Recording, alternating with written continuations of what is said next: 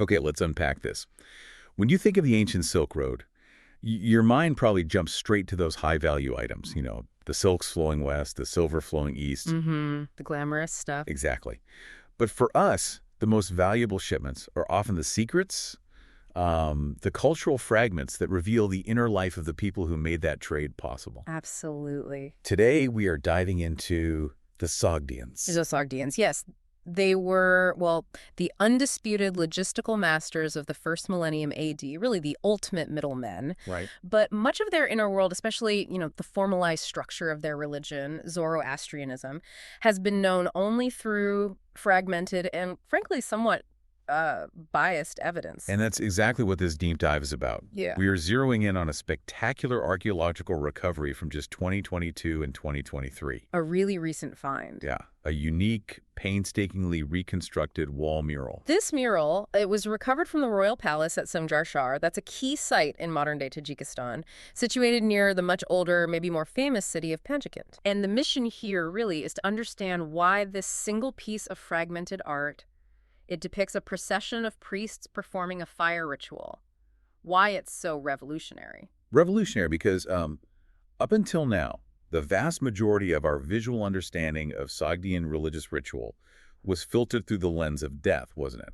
Exactly. Previous depictions of the central Sogdian Zoroastrian rite were found almost exclusively in ossuaries. Those small ceramic or stone chests they used to house the bones of the deceased. Right, for funerals. Finding this composition in a monumental, elite, living palace setting, showing 4 priests and a child approaching a stationary fire altar, it gives us crucial, unbiased details about their sacred ritual and formal attire. Things we just never had access to before. Precisely. It's evidence of their religion in action, not just in remembrance. I love that. Rewriting religious history with a single piece of plaster. Yeah. But let's zoom out a minute. For the listener who might be less familiar, who were the Sogdians? You mentioned they were a city-state culture. Yeah, they were really the linchpin of the Central Asian economy. They inhabited regions that are now Tajikistan and Uzbekistan. Okay. They weren't a unified empire like, say, the Persians or Romans.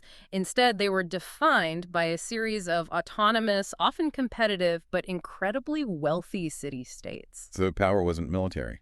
Not primarily, no. It came from their expansive trading networks and their knack for colonizing and establishing these self-governing diaspora communities all along the Silk Road, right into China. Wow. For centuries, their language was basically the lingua franca of Central Asia. That commercial success, then, it must have fueled incredible wealth.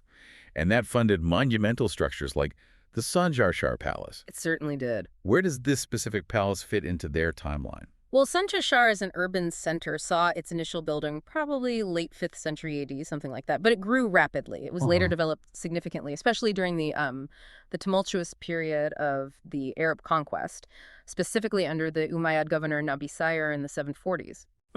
Neck by Sior. He was a critical figure trying to stabilize and, well, control the vast eastern frontier for the caliphate. So, wait, he wasn't Sogdian himself? He was an Arab governor using this as a hub. Precisely. Although the site definitely had an Arab administrative presence, the monumental palace itself, the part where the mural was found, was located in the western sector of the settlement. Right. And it's widely believed to have been the residence of the last ruler of Panjikent. The last local Sogdian ruler. Exactly. It seems to represent the continuity of local Sogdian elite power, operating even while under the political shadow of the expanding Umayyad Caliphate. So we're looking at the seat of native Sogdian power right at that moment. The moment when their civilization was beginning its final kind of forced transformation under Islamic rule. That's the context, yes. The objects found there must really reflect that sort of clash of cultures, then. They absolutely do. The finds recovered from the palace floors and rooms, they just scream elite status and incredible global reach. Like what? Well, you've got high-status items like Chinese mirrors, elaborate gilded belt buckles, confirming their luxury connections to the East. But then you also have fragments of Arabic letters. And what's truly fascinating here is that these are among the earliest known Arabic documents written on paper. On paper, not parchment. On paper, it highlights the rapid adoption of new materials and, the administrative needs introduced by the Arabs. Wow. That combination right there, Chinese luxury goods and early Arabic administrative records on paper in one Sogdian palace, it really underscores their role as these ultimate cultural middlemen, doesn't it? It really does, a crossroads. What about the palace itself, the architecture? Did its layout suggest a ritual function even before we found this specific mural? It followed the standard, highly formalized Sogdian elite architectural layout. Think asymmetrical reception halls designed to impress, often centered around a T-shaped corridor. These halls weren't just for, parties or meetings. They were deeply symbolic spaces. And we know that one hall, room 8, featured a large podium with distinct fire marks. Fire marks? Yes, traces of burning, which strongly indicates that this monumental palace, the seat of the city's ruler, was actively used for formal, probably state-level fire ritual. Interesting. So the context was already there, but the palace's story, much like the Sogdian political system itself, it came to a pretty violent end, didn't it? It did, yes. Yeah. The severe fire damage visible across several rooms provides a stark historical bookmark. The palace was destroyed in the third quarter of the 8th century. So roughly around 750 AD. Likely around then, yes. This critical date aligns perfectly with the turmoil of the Abbasid Revolution and the subsequent power struggles that ripped across Central Asia. Right. So the Sogdian ruler lost his seat of power, likely violently, and the palace was ravaged by fire. What happened next? Did it just crumble into ruins? That's often what we expect, isn't it? But the reality here is more interesting. It was repurposed. Repurposed. Following the destruction, the magnificent halls were pretty quickly occupied by local peasants. They actually subdivided the grand reception rooms into smaller, much more modest utility spaces, simple dwellings. Wow, really? So people just moved into the burned-out palace? Seems so. This subsequent occupation lasted for almost a century, sustaining a life there right up until the early Samanid period, roughly 819 to 900 AD. That's quite a long time. It is, and it's a powerful metaphor, I think.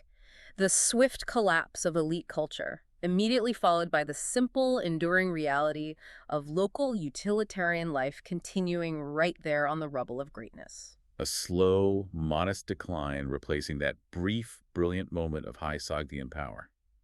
Okay, now let's talk about the incredible artwork that somehow survived the heat, the destruction, and the subsequent peasant occupation. Right. Well, the palace was originally covered in exquisite figural wall paintings. We know that. Before we get to the fire worship scenes specifically, we know of other remarkable fragments. Such as? We have remnants of a beautiful blue lotus flower recovered from that T-shaped corridor we mentioned. There's clear evidence of what was likely a dynamic hunting scene in room 5. Okay. And perhaps most dramatically in the rectangular hall, there are fragments suggesting a major battle scene. A battle scene featuring what? Sogdian warriors in heavy armor, horsemen. And you mentioned demonic figures earlier. That sounds intense. It was likely an incredibly vivid depiction, yes, like something out of an epic. But it's in the fill of that specific rectangular hall, smashed up and buried beneath the debris of the destruction. That's where we found the fragments of our main discovery. Ah, hidden in the rubble. Exactly. About 30 pieces were recovered, and they form this unique fire worship composition we're focusing on today. Okay, let's dive into that composition. This reconstructed mural. It's about 1.5 meters by 2.5 meters, so to decent size. What does the careful reconstruction show us about the Sogdian ritual itself? It shows a very orderly procession. We see 4 mature priests, and they're accompanied by a smaller figure who looks like a child, maybe an acolyte. Interesting. 4 priests and a child. And they're all moving purposefully toward the left. Their destination is a large, clearly stationary fire altar. Okay. And this altar is set beneath a monumental arch. Now, this arch is significant because in Sogdian halls, that architectural space, that niche, was typically reserved for large-scale depictions of protective deities. Ah, so it's framing the altar in a divine space. Essentially, yes. Setting the fire altar into a divine niche, almost mimicking a temple setting within the palace hall. And the composition itself is a major discovery, just because of the numbers and the context, right? Yeah. You mentioned previously that the older evidence, the ossuaries, usually only showed a pair of priests in a funerary context. Exactly right. When we look at the ossuaries, the scenes are often simplified, highly conventionalized, really focused on that transition to the afterlife. Makes sense. This palace mural, though, shows a full procession of 4 plus a youth. This complexity suggests a more formalized, maybe state ritual with different grades or roles of participants, rather than just a simple ceremony for the deceased. Okay, this is where it gets really interesting for connecting this ancient image to Zoroastrianism as living religion today. Tell us about the specific attire of the priests. because that confirms some crucial details. It really does. It confirms key elements of ritual purity. If you look specifically at the third priest in the procession, The third one. he is clearly wearing a padam. That's the distinct white cloth or mask covering his mouth and nose. Ah, the mouth covering. You still see that today. Absolutely. This is a practice that is still central to Zoroastrian ritual purity today. And its purpose is fundamentally rooted in their theology, right? Preventing pollution of the sacred fire. Precisely. The sacred fire is seen as the visible presence of Ahura Mazda, the supreme deity. So the padam prevents the priest's potentially impure breath or saliva or even just speech from polluting that sacred presence during the ceremony. Finding that detail in a Sogdian palace context from, what, the 8th century? It confirms the incredible level of formal reverence and the purity codes demanded by their state religion over 1,000 years ago. And their other clothes. They wore long, belted garments, short hair, and beards, all appropriate for religious functionaries. But notably, they're without the heavy jewelry or elaborate headgear you often see on the Sogdian aristocracy and other art. So a distinct priestly look. Deliberately distinct, it seems. And what about the ritual action itself? The first priest seems key here. He is. He's depicted kneeling, which is a sign of profound deference, of course, and he's raising a smaller altar toward the larger stationary fire altar. A smaller altar, like a mortable one. Exactly. This gesture, it's common in Sogdian art, and it almost certainly indicates the offering of incense, perhaps on a portable burner or thurible. It's an act of contribution and purification toward the central flame. Okay. Additionally, we see other intriguing details nearby.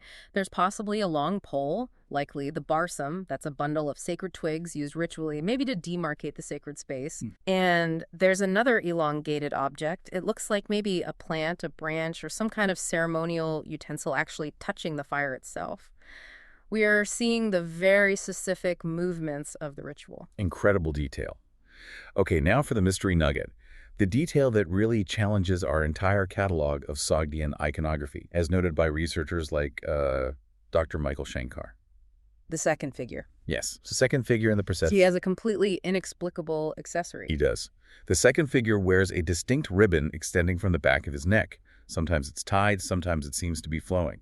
A ribbon. Okay, why is that a big deal? The reason this is highly problematic, you see, is that this ribbon motif is conventionally, almost exclusively, associated with divine or royal imagery in Sogdian art, but also wider Iranian and even Kushan art before them. Divine or royal, like kingship. It signifies kingship, divine glory, or farna, that sort of divine favor or fortune. Think of it like a halo or a crown, symbolically. So if the ribbon is basically the Sogdian equivalent of a crown or a divine halo, why on earth would a priest be wearing it?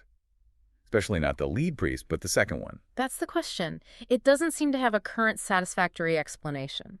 It fundamentally challenges the perceived separation of powers, or at least the symbolism of those powers. We know that Sogdian rulers themselves sometimes served a dual role, acting as both political authorities and chief priests or protectors of the faith.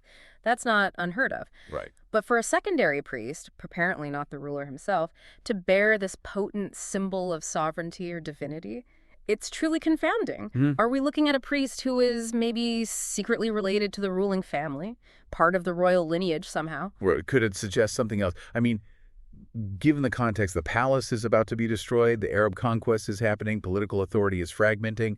Could it suggest that, in the face of this political dissolution, the religious authority of the Zoroastrian priesthood had become so entrenched, so powerful, that their status was effectively elevated?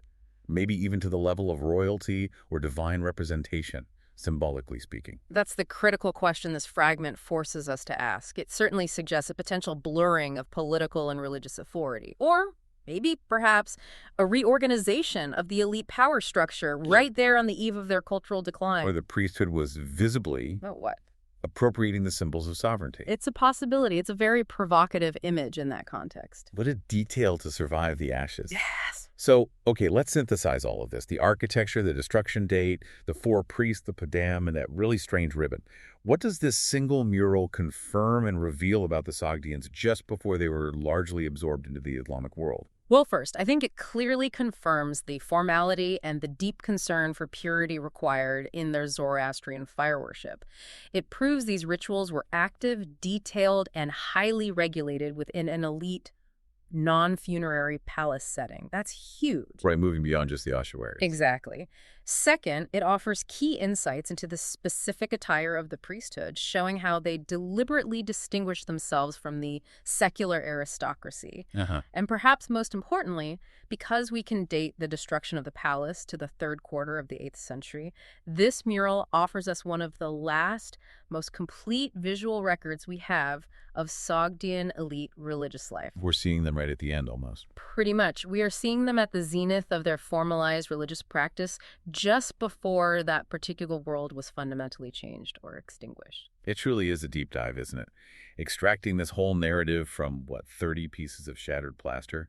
We often talk about Sogdian resilience in trade, but this mural is a testament to the complexity and formality of the religious culture that was, in many ways, tragically lost. It is a precious glimpse. And maybe to end on that provocative thought for you, the listener, considering the Sogdians were master traders, always kind of balancing their power and autonomy amidst much larger empires, and given that this particular palace was violently destroyed following the Arab conquest, if that ribbon motif is conventionally reserved for royalty or divinity, what does its explicit appearance on a priest suggest to you about the actual source of legitimate power in Sogdiana at that critical moment? Was political authority simply failing, crumbling under pressure? And was the divine authority of the priesthood perhaps forced to take a more visible, almost sovereign role as the ultimate defense of their dying civilization? A powerful idea. Something to contemplate as you consider the final moments of the Silk Road's greatest masters.